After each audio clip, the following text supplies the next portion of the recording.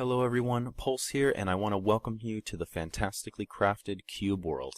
Now, I know I decided to take a look at this a while ago, and I announced it to everybody. I believe it was in the one random laws that's up on the channel now, that I really am excited to take a look at this game. And the other night, I just went ahead and bit the bullet and decided to jump right in. And I guess I should just start with what Cube World actually is, so that everyone has a good point of reference and really some understanding of what's quite so intriguing about this indie title. Now, I'm going to run around this town for a little bit, and I suppose I should show you the map as well. We're in Taradara City, and there's all kinds of stuff to do in this city, but I'm not going to get into that on this little first look episode. But really, what Cube World is, let me just start off by saying it is a voxel-based, procedurally generated MMO of sorts. In addition to that, it is also a RPG in the same sense as it would be an MMO. And for those who don't quite know what I mean by voxel-based or procedurally generated, a good point of reference would be Minecraft. As you can tell by the aesthetic of this game, it's very similar to that in terms of everything's made up of cubes, which is what voxel-based or voxel means. That's some fancy terminology for reasons I'm not really sure. But the idea of it is, with the procedural generation, they utilize the cubes to pretty much, dependent on your seed number and a number of other variables.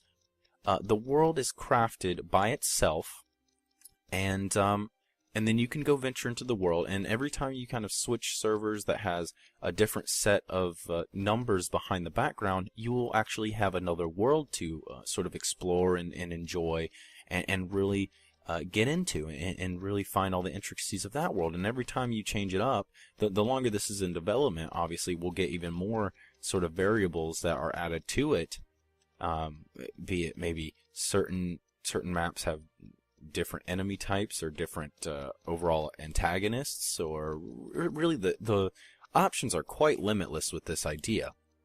But that's really one of the big draws of this game, is that when you log in, this map, which I will show you again, this huge amount of space, and it's not even clear if this is their intended max space or anything like that. We don't really know how far they're going to take it here, but even if they don't take it any farther than this, this is a substantial amount of space.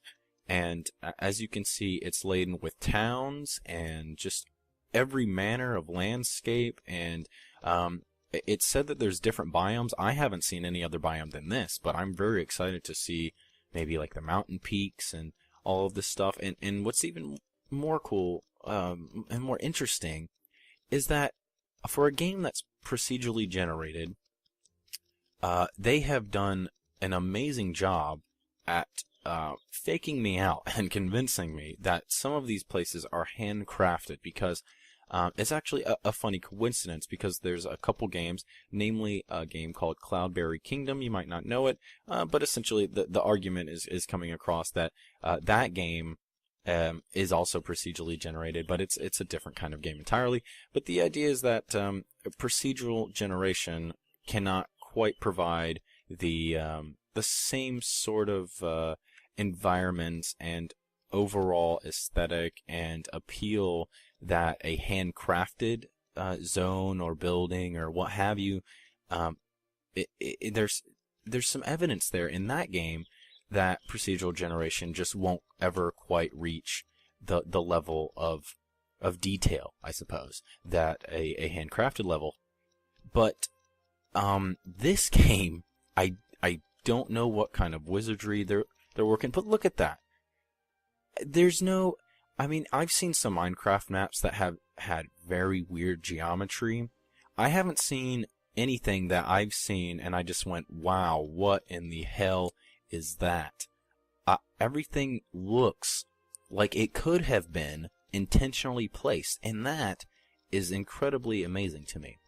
I'm looking at this now, this huge sort of tiered plateau, and I just want to go there. And that's a huge sort of appealing element to this game, that between the fact that it's procedurally generated and the idea that this game doesn't have a ton of content in its current form, I'm still engaged in the oh my god, I'm getting shot at.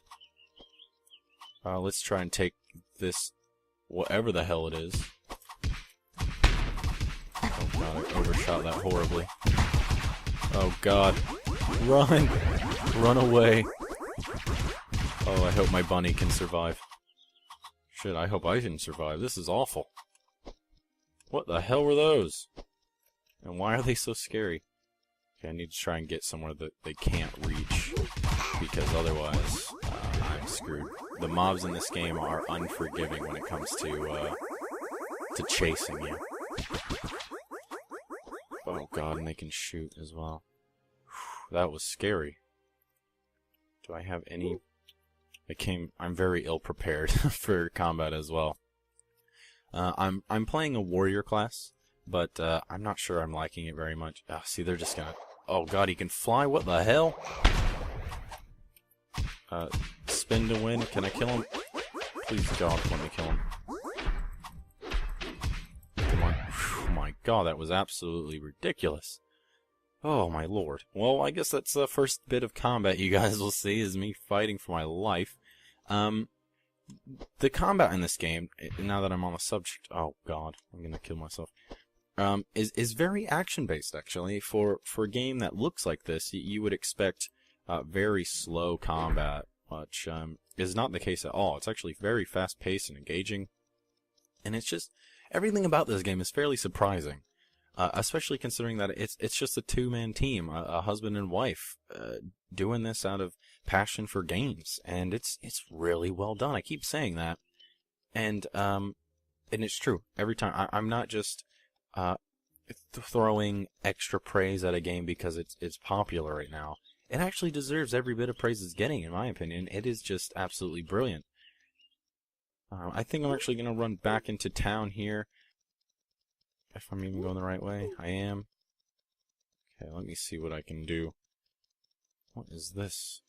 But see what I mean? Every little nook and cranny you just want to go to and see what's going on there, and really what surprises lie around the corner. And even though this game doesn't have all of the content that it's going to in the very near future, the overall sort of pull of this game is really strong. I feel very engaged in it, and it's one of the things that I find is missing in MMOs now.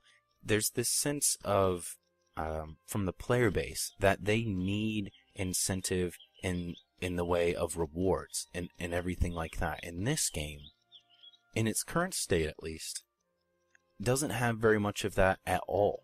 It has crafting, it has all the typical MMO things, it has lots of RPG elements, it has a little bit of character progression, as you see here, not a lot, just enough to kind of progress your character to be more powerful as you go on in MMO fashion or RPG fashion. But the real appeal is that you can go where you want to go. If you can see it, you can damn near go there.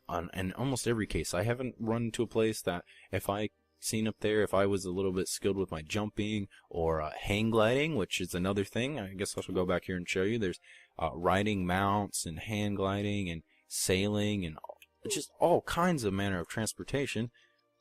If you were skilled enough to maybe get on a high platform and get on a hang glider and fly somewhere, who's to say you wouldn't be able to get on top of some of these high trees or these massive plateaus? And I mean, I'm not sure if I showed you yet, but I'll show you right here. Some climbing effects in this game. You use up some of this stamina, which you use for dodging as well. It's just really good. My first impressions of this game are that even though the sort of servers that they have set up in different communities have put out for multiplayer are not quite working the way they want. There's a lot of hackers, and there's a lot of just all-around server issues in terms of stable connection for a lot of people, me included. It's just fantastically done, to the point that when I'm playing single player in this game, I can definitely see myself putting on some music and really just getting invested in the adventure, which I think is missing from a lot of RPGs and MMOs. And it's funny, I'm going to mention it here, that Elder Scrolls Online is a game that is trying to bring this point really hard, that They're going to stick to their roots of the Elder Scrolls games and provide that sense of exploration. I don't know if they'll be able to top this because their world isn't procedurally generated. They don't have the ability to add randomness, which is really it's really a nice way to give some variety when it comes to the world as a whole. Because, like I said, even if I explore all of this massive zone, the fact is that I can go to another server maybe and join my friends up on another place, and the world I go to will be completely different. It'll be just like I entered this one brand new for the first time ever. God. No, this isn't the most engaging gameplay. I'm trying to find the vendor or a place to sleep. I suppose I should go here and figure out where the inn is at. To the left, it looks like. But that's really the whole gist of Cube World, really, is this idea that this randomly generated world will be able to provide a variety different of can't talk today. A variety of different experiences for a long time to come, because with each new iteration and change to their systems and anything that they add post-release and even just post-alpha build, which allows them to tweak the way the worlds are generated, it means with every new seed number and every new server created, there's more exploration and more experiences to be had, and they won't be nearly as dry and laborious and monotonous and boring as any other MMO that has to stick to a static world for years on end. And what's even better, in my opinion, is that because it is so random in places and not completely in control what the developers are doing, they have an amazing system behind them, but they are essentially leaving it to their code to build the world. So what that means is, instead of being stuck with static design and overall, let me say, just I guess I'll just go back to static. It's overall a static sense of how things need to change and how they need to be designed, like any other MMO on the market.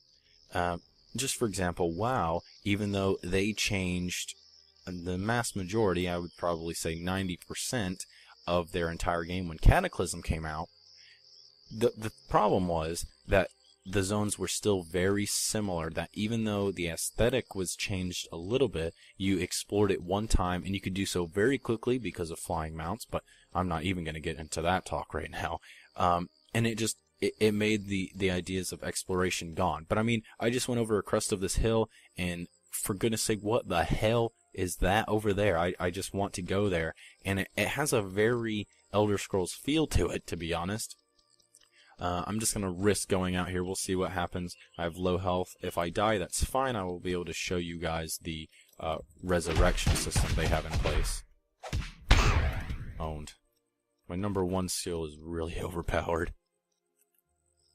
Let me see. Did he drop anything? No, I'm just going to keep going up here. This massive hill. And I just really want to get into this world very much. And it's like every little hill you pass over, there's more to explore. There's more around every corner, as I said. Oh, I'm awful at climbing like that. I'm not sure if there's a way to change the key binding on that, but I really hope so. But just climbing up the hill. Oh, damn it. Is there another way up? Because I'm awful at that. And what is this? NPC. I love camping. Thank you. In Cube World, she likes camping. She hates camping in the real world, but she likes camping in Cube World. Well, I don't mind camping in Cube World either, so. What was I talking about? My goodness, see, it's very easy to get distracted in this game. I haven't done a lot in terms of actual gameplay, but I've been running around and my eyes have been feasting on just the different parts of this game. I mean, I think I'm at the top of this huge mountain area, And then let me just look down and see what I just traversed. An absolutely massive amount of space. You can see the houses way over there. There's a river. And could you just imagine taking a hang glider? I'm probably gonna show you that in the next video. I'm gonna have to, because it's too tempting. But in addition to that, we have the boat and pet riding, which the pet system, you can see my bunny here. I'll have to show you that as well. I think I'll do that in the next video. I'll show you trying to get another pet and the hang gliding if I can. But yeah, guys, like I said, there's not a lot in terms of what you can watch in this video, but I just wanted to give my first impressions on it and kind of do the announcement that I do intend to do more Cube World in the future, because it's very good. And if I can get around to doing some multiplayer stuff, maybe even if there's some community members or viewers of this show or channel that would be up for trying to do some gameplay and multiplayer with me, and I can record us having some random shenanigans, because that's really what this game is about at the current. There's no linear story, there's no questing patterns, there's none of that shit that makes MMOs bad. And to be honest, those are what make MMOs bad, is that this sort of stuck on, oh my god, what are these? They're very scary. Oh god, they're gonna get me. Pick up that. I wish I had a flask so I could jump up there. I'll kill this one, I think. I think I can. I think I can. Yeah, I can. With my bunny friend. Got him. Oh my goodness. Absolutely ridiculous. Actually, I'm gonna show some crafting. I think I can make a soup or something like that. Yeah, I can make some soup. Oh, I need to find a campfire, though. Oh, criminy. Okay, let me see if I can find a campfire. If not... Oh, wait. What the hell? Monkey wizards or something? They shoot laser beams, I think. Laser beams, not beans. What the hell's a laser beam? Let me see. Oh my god, that is a massive chasm. Absolutely amazing world design, I have to say. So I keep mentioning it over and over. Whatever wizardry they're working on behind the scenes to make this procedural generation this detailed and authentic feeling is brilliant. I said it before, I'll say it again. It's absolutely brilliant. And as far as I can tell, they are on a huge road to success right now. So I hope they do well to take all of this sort of press and getting distracted by cotton. I hope they take all this press and goodwill from people to good use and improve this game as best as they can. But I do want to give them a warning and say, don't take all of the feedback you hear and apply it to your game. I really hope that because they are indie, they don't have to listen to a publisher, they don't have to listen to the money-grubbing suit guys, that they can stick to their guns and have some balls and tell the community, no, we actually know what we're doing here with the game. We brought you this product in this fantastic state already without any feedback whatsoever. Why do you need to impose on us what to do? So I really hope that they do that. I'm not seeing a campfire. Not at all. There's the NPC climbing over there.